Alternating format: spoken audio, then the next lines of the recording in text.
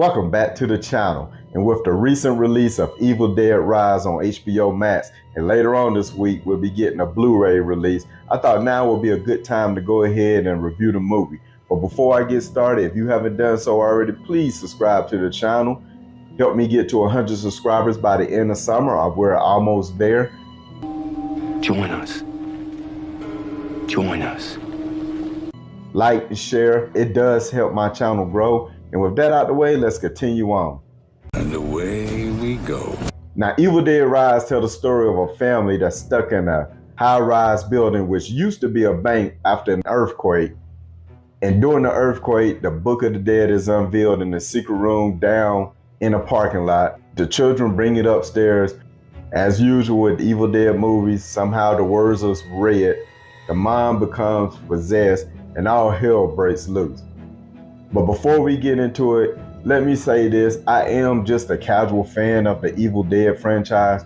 While I do respect and admire what Sam Raimi was able to do with the first Evil Dead, it's not a movie that I will rewatch a lot, especially by being so low budget. While I do respect it, like I said, it's hard for me to get into it. I did not grow up watching it, so that's one of those movies I think if you grew up watching, it's easier to watch. Trying to get into it now in 2023 is a very hard watch to get through. As far as Evil Dead 2, it's somewhat better, but it's still not a movie that I would go to a lot. I do enjoy Army of Darkness a little bit, but the very first Evil Dead movie that I really truly enjoyed was the 2013 remake or sequel, whatever you want to call it.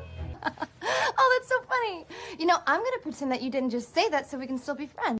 So when this movie was announced, it looked like it followed in the line of that version of the Evil Dead. So I was very excited, and this was one of my most anticipated movies of 2023. So I did go check it out in the theaters when it was first released. I decided to wait till it came back out on HBO Max so I can watch it one more time and make sure my thoughts didn't change. And with that out of the way, let's continue on. Like I said before, this movie is centered around a family who's going through a hard time right now. The father is gone. He left the mother and the children. They're struggling financially. They're about to be evicted. So they're going through it. And then on top of that, after the Book of the Dead is found, the Necronomicon, the mother becomes possessed, and the rest of the movie is just the ongoing journey of the family trying to escape.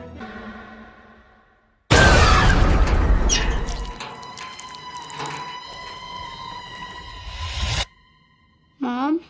Mommy's with the maggots now.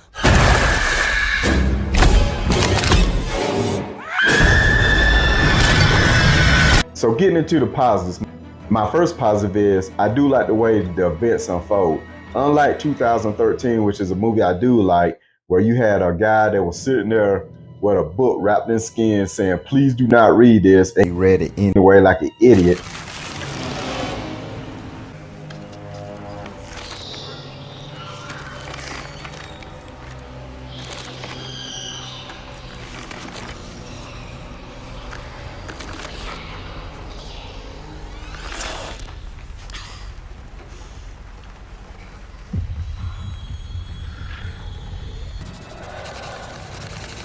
Estrada. Montose. Honda. What an idiot! Oh, what a loser! This one is more out of control of the kid that does accidentally finds the book along with some records.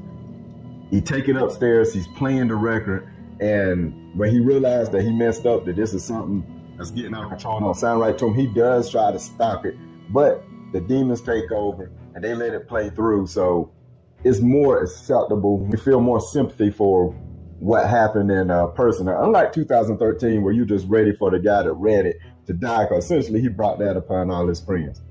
So that's one thing I do like. And this one also keeps the continuity of the other three movies. This one slings down 3 books. You could tell this one is different. This one has teeth on it.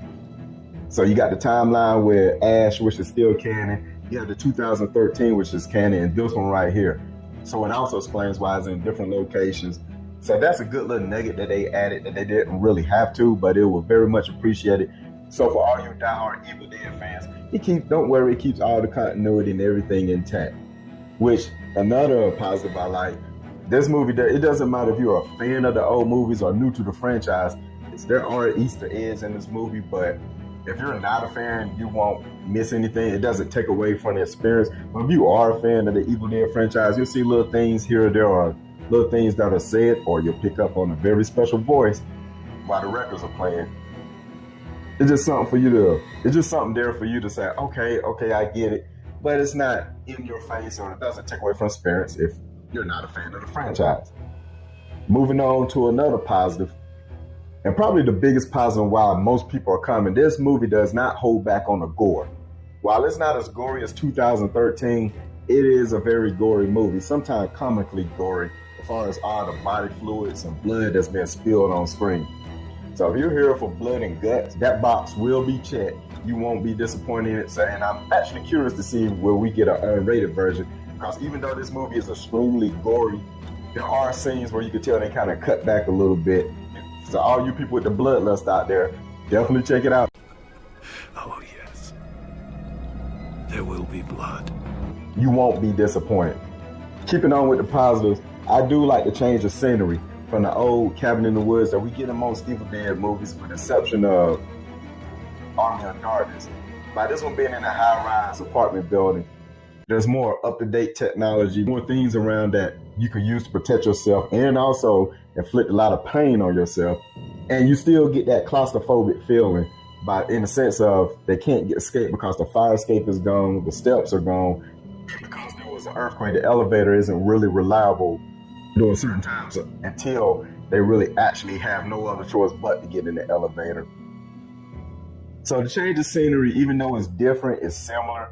I do appreciate it. And that leads into my next positive, the family element.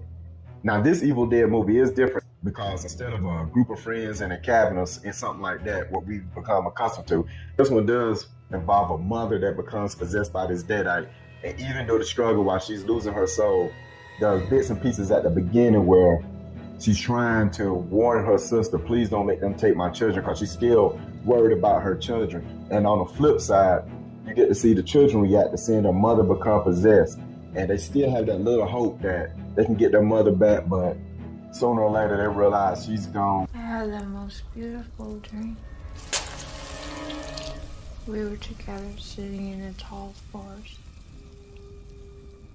The wind was clean and the birds were singing the sweetest melodies. It was the perfect day, and all I could think about was how much I wanted to cut you all open and climb inside your body so that we could stay one happy family.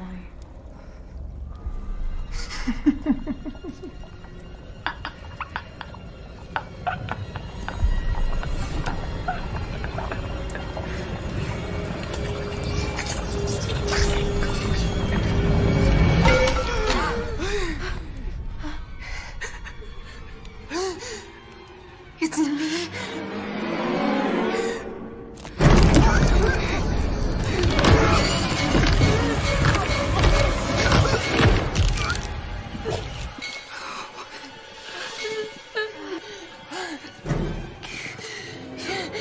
Don't let it take my babies. And it just adds another added layer to the story that I really appreciate and like, which goes into the next positive. The mother herself, portrayed by Lisa Sutherland. She was phenomenal. She was by far the standout performance of this movie. From her physical acting to this little thing where she switched her voice, where she sound all sweet and innocent to the kids, and then like a flip of the switch, she's back in demon mode. The physical stunts she was able to do, the way they made her face, even though she already had that slim face, which kind of looked scary, you feel sympathy for her because she's going through it at the beginning, but at the same time, she becomes a demon, so you're rooting against her. But she does such a phenomenal job of portraying that. She acted like a typical deadite, and she was just outstanding. That's it. Come on now. Do it for Mom and Dad. My last and final positive is the designs of the Deadite creatures themselves. This one does follow the tradition of Evil Dead movies where the pages pretty much tell you what's going to happen and what to look out for. And there's this awesome creature at the end, which I'm not going to spoil if you haven't seen it. It's something new that we haven't seen before. It adds to the lore of the Evil Dead, and it's something that was welcome. But this movie isn't perfect. So moving on to my mixed aspects. Know who you are as a viewer, because this movie does involve children and they're not off limits. If you're a person that don't like to see anything bad happen to children, you might want to skip this one, because about 20-25 minutes in the movie you realize nothing's off limits. They do go there and children are tortured and unfortunately killed. So if you're real sensitive to that, avoid this movie at all costs, because you will not enjoy it. But me, on the other hand, I did like the fact that everyone was at risk. It kind of elevated the suspension level, but at a cost where I understand this will not be for everyone.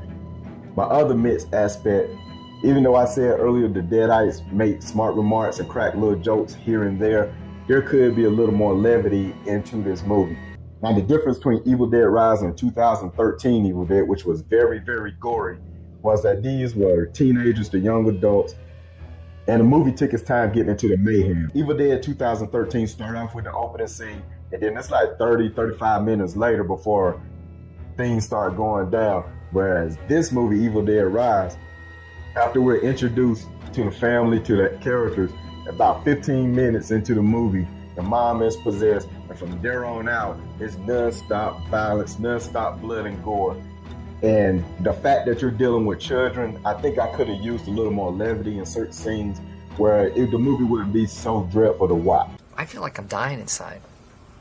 Only negative in this movie, or I'm gonna call it a little nitpick, is by this movie dealing with a family and taking a different take from the other Evil Dead movies. I do wish it would have took a little more time to develop the characters. The sister in this movie, the only thing we know about her, she's pregnant, and for some unknown reason, she feels like she's not going to be a good mother. And even though she does have a small arc by the end of the movie where she realized she can do this, she will be a mother, it's not really elaborated on. Other than the fact that we know the father lives, we know nothing else about the kids, the mother in this movie. So by this being a little more personal, I do wish they would have built on the characters a little more. Even though I know Evil Dead is not known for that, and even though we feel like we know Ash as a character, if you go back to the first movie, he was just a guy that would just survive. And the only reason we kind of know the Ash character or know him a little bit is because he appeared in 3 movies and a TV series. But that's my one and only negative. Overall, this is a good movie. I was not disappointed. As far as my rating, if you're a fan of the franchise, a diehard fan, I'm going to say this movie is purchase worthy. But for everyone else, because I think this movie have a low rewatch value, because this one does deal with kids getting hurt and killed, there's not a lot of levity. This is kind of a hard movie to watch, but enjoyable, kind of like the original Texas Chainsaw movie, where it's so grimy that even though you like the movie, it's not something you're going to watch a whole lot. I'm going to say the rating for this movie is going to be a stream. Yeah, I mean, it's not too bad. I mean, it should be okay. I'm not too worried about it, really. Don't worry about it. I'm not worried at all. But since it is out on HBO Max now, after you're done watching this review, if you haven't seen it already, go check it out. Then make your decision if you want to buy it or not. So what do you guys think? Have you seen this movie or not? Is Evil Dead Rise your favorite movie in the franchise, or is it near the bottom or somewhere in the middle? And remember, these are just my opinions, but let me know yours in the comment section down below. And keep your eyes open for my next movie review, where we continue the Friday 13 franchise with Friday 13 Part 3.